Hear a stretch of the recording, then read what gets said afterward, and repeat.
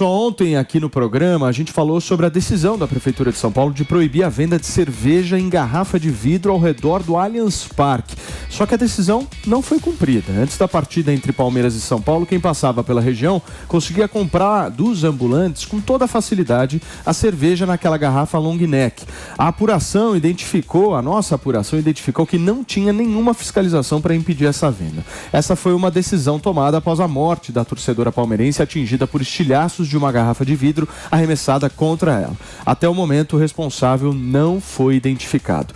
Até teve aquela história que o Ministério Público disse que a polícia não agiu corretamente e prendeu o homem errado. Nas últimas horas, a Associação dos Delegados de Polícia do Brasil divulgou uma nota apoiando a Polícia Civil do Estado de São Paulo e disse que o delegado realizou uma prisão em flagrante com base nas provas que tinha no momento. A prisão em flagrante foi confirmada pelo Poder Judiciário durante a audiência de custódia e foi convertida em prisão preventiva. Só que, gente, a pessoa em questão teria atacado gelo e não a garrafa de vidro que matou a jovem. O que todos os familiares da moça pedem nesse momento é que todo o trabalho seja feito para colocar a pessoa responsável atrás das grades. Meu querido Mano Ferreira, os desdobramentos daquela história que a gente trouxe ontem no final do programa. Exatamente. Como a gente falou, não adianta, diante de um crime, querer prender a cerveja, né? A garrafa. Não é a garrafa que é a culpada pelo crime. São as pessoas que entraram em conflito, a pessoa que arremessou uma garrafa numa área que tinha outras pessoas assumindo a possibilidade de matar. E matou, por isso é homicídio doloso. Então, e a gente vê que a ausência de fiscalização da medida é mais uma evidência de que a prefeitura só quis ter uma nota para dizer que fez alguma coisa, mas não fez de verdade. Porque, primeiro, a medida em si é inócua, porque a pessoa que quiser beber, compra um pouquinho mais distante e vai lá do mesmo jeito. E segundo, sem fiscalização, aí a medida inócua é mais inócua ainda. Agora, uma coisa que me chama muito a atenção é que, agora eu vou para um lado mais sentimental da história, né?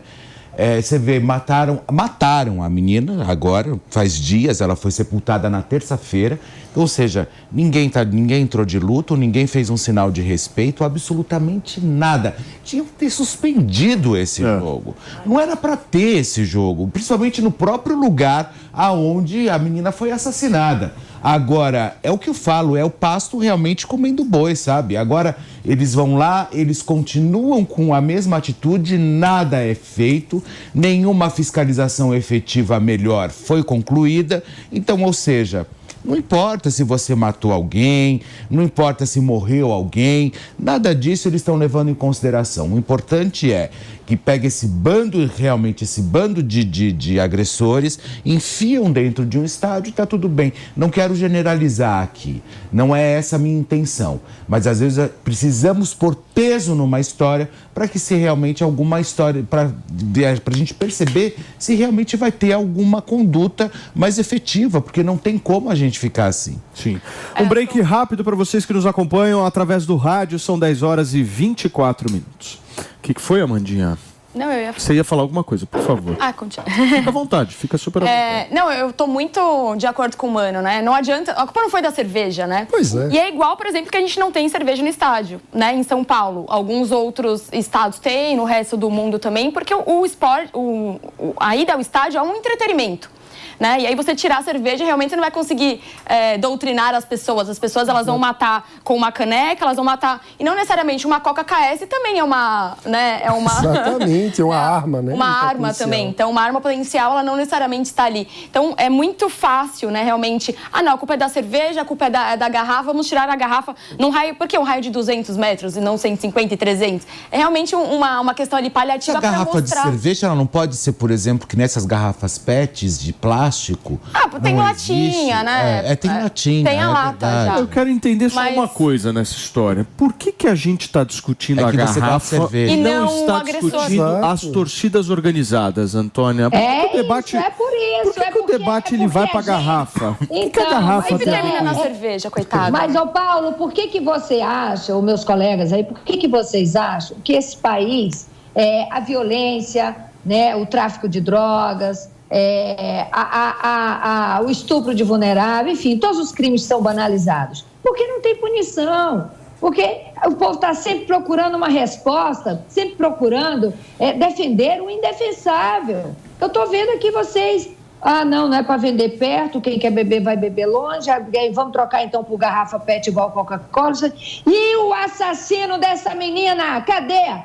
Como é que um monte de delegados se junta, como é que a PM, como é que a Polícia Civil, todo mundo se junta para dizer que estão certos. Eles são as pessoas que vão lá e que estão presenciando. Por exemplo, eu tenho uns amigos PMs no Rio de Janeiro, que um está até hoje, sabe, uma patente altíssima, está até hoje na cama por conta de violência, que ele foi lá defender, a separar a briga, não sei o quê, e arrebentaram com ele, o cara quebrou o fêmur, está lá, de cama. E cadê quem fez isso com ele? Está assistindo o jogo no dia seguinte e provavelmente machucando outras pessoas, porque isso aqui é o país da impunidade, porque isso aqui é o poste mijando no cachorro o tempo inteiro.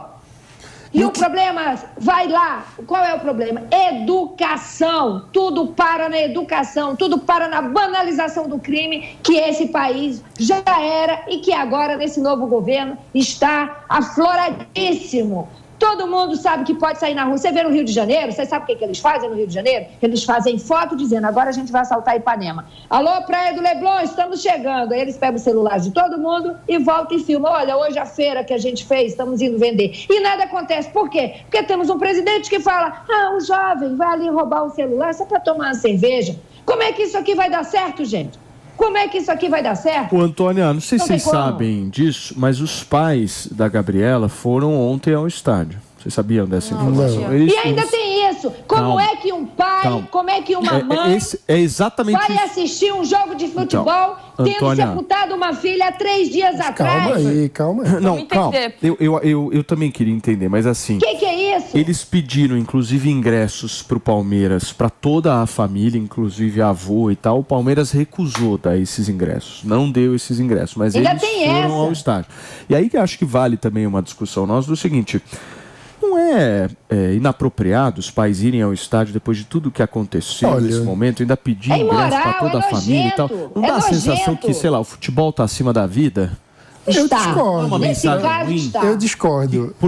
Porque, veja, eu sou alguém que tem uma relação com o futebol, inclusive, muito familiar. Eu cresci indo para o estádio de futebol.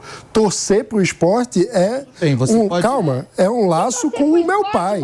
Calma, gente. Mas ninguém é você, né? Calma, eu sei. O que eu estou dizendo a forma de relacionamento das pessoas com o futebol pode ser diferente.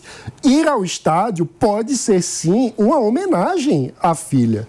Pode ser, sim, uma forma... Uma homenagem eu conheço muita gente... Antes de que eles acompanham pelo rádio, são 10 horas e 29 minutos. A gente está repercutindo aqui o jogo de ontem do Palmeiras, que teve a presença dos pais da Gabriela, infelizmente uma menina de 23 anos que perdeu a vida depois de uma garrafada no pescoço. Eu conheço muita gente que se sente assim, profundamente, já perdeu os pais e que se sente no estádio o lugar onde se sente mais perto do pai que já morreu.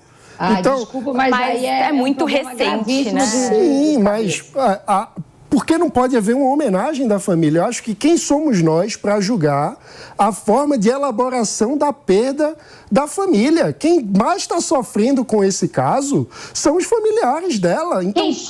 Quem sofre, mano, olha só, quando mataram o pai do meu filho, que nem comigo estava mais, eu fiquei uns 2 meses em casa, chorando. Isso é uma forma de sofrer, entendeu? Eu sou mãe, eu jamais, após sepultar um filho meu 2 dias, 3 dias depois, e torcer por um time que sequer se recusou a me dar convite, que não me abraçou, que não botou um advogado, que não botou uma forma de ver quem foi que matou a filha. Que forma é essa? Eu acho que... O Palmeiras recusou a entrega. Eu acho que valeria a pena se fosse um ato simbólico, assim, sei lá, todo mundo de preto, paz no estádio, se tivesse algum ato simbólico, não simplesmente por assistir. Aí, vamos lá assistir, torcer pelo Palmeiras, aí é um absurdo. Gente, vocês acham que uma família que palmeirense, enfim, que acaba de perder uma filha no estádio, vai pro estádio e não sente nada relacionado à filha.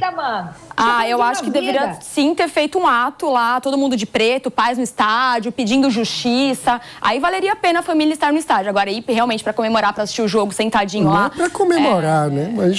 Mas eu queria entender a posição do Palmeiras nessa história. Por que recusar a dar esse ingresso? O mínimo, na minha visão, o mínimo era o clube fazer uma homenagem a uma torcedora que queria viver o clube e foi morta. Pra pedir justiça. A questão dos pais irem, eu acho que é muito mais simbólica, de uma história de tentar resgatar a vida da filha. A gente tem que pensar também, porque a gente sabe que é o pai e a mãe. Eu não gosto disso, óbvio, não gosto, porque a gente foi invadido realmente por um assassinato que ganhou aí todos os noticiários dos maiores programas de televisão, e ali a gente pôde se debruçar em cima de uma história terrível, aonde simplesmente um caco voador, como agora eles estão querendo colocar, veio direto na garganta de uma torcedora. Então, ou seja, daí o pai e a mãe vão para o estádio. Eu acho que nessa questão mais psicológica, que eu não acho que seja louvável, até porque foi exatamente onde a filha morreu. O Fê, mas ninguém fez nada. Eles dizem o seguinte, aspas dos pais, tá? Talvez vai ter gente que critique essa nossa ida lá. Nossa, já estão no Allianz Parque. Mas é a vontade dela. Tudo que estou fazendo é a vontade da minha filha. O velório com bandeira e cantando as músicas é o que ela queria.